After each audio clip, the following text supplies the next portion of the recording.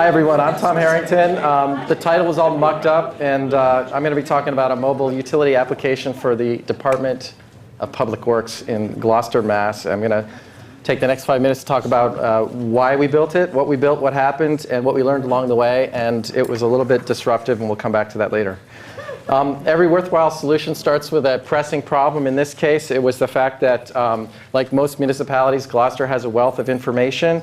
It's stored in two less than ideal locations. Utility plans and drawings are either in the heads of their expert employees, or they're in file drawers. And so bad things can happen when you don't have that data out in the field and you use a big tool to dig in the ground. So it's a challenge, but we can overcome it. The problem is if you rely on a resident expert, it's hard to bring them out in the field every time you want to go to work.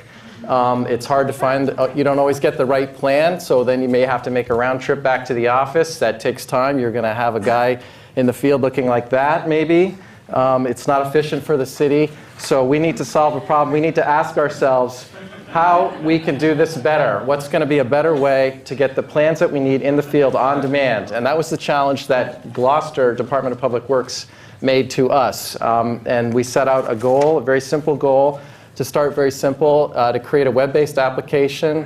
We were looking to achieve the holy grail of just a couple of touches to get at all the utility drawings on a tablet device and an interface that was suitable for field crews, so not the GIS crowd like ourselves. And this is what it looked like in its first incarnation.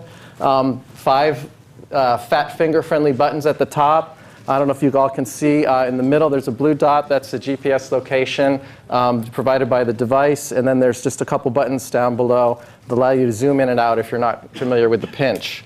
The Maps tab takes you to some choices of different data layers. So there's the base maps that can be popped on and off. And then the sewer maps that allow you, the dynamic layers of the sewer maps that are displayed that allow you to look at the basic infrastructure that's of interest to the guys in the field.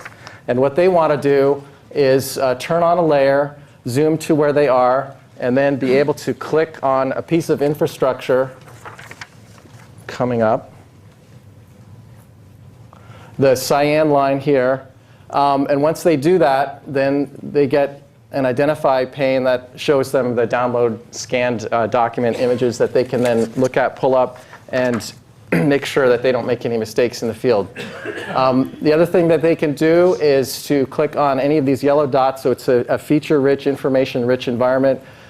Simply tapping on a yellow dot, an address point, brings up a one of the tie cards. The search function, again, in the first incarnation, keep it very simple. Just those 3 variables, and then a pick list shows up based on what you put in there. And one tap, and it goes to the address that you need to be at. There's also a reporting function. You can just a quick tap on the tab. You can identify just from those 3 types what it is you're talking about, and then you can put in some information there, which is then useful back in the office for the guys with the desktop. The tech stuff, it's for the Samsung tab. It was designed for that, and it's a cloud-hosted solution built with the jQuery Mobile HTML5. The utility feature layers are dynamically served with ArcGIS Server, and the base maps are tiled. These are some of the things that kind of came out of the box from the rollout.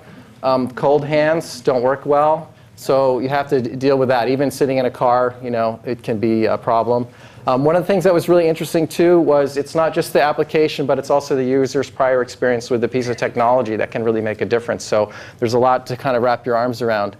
We're approaching this as a kind of an agile type thing. So these are some of the things that we're looking at doing next. And I'm going to return back to these different use cases, because this is where we start to hit the theme of being disruptive. A lot of credit goes to the city of Gloucester. As you know, an application like this is kind of like the cherry on a sundae, because you got to have a lot of good data underneath it, and you have to have the commitment of the organization. So how'd we do?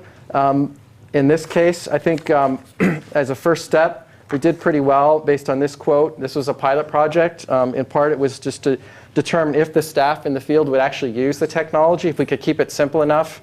The second thing that we tried to do, and this is where we start to bleed into this notion of being disruptive, is we tried to create a value proposition for the town. We tried to kind of throw a rock into the pond and create some ripples so that other departments would take notice and start to see, gee, maybe something simple like this could be useful for our staff too who aren't technically oriented. And my final closing thought is smart is the new green for municipal government. So when you're in a situation where you're saving time, saving staff money, fewer trips to the office, fewer costly accidents, then you're building a smarter city. Thanks.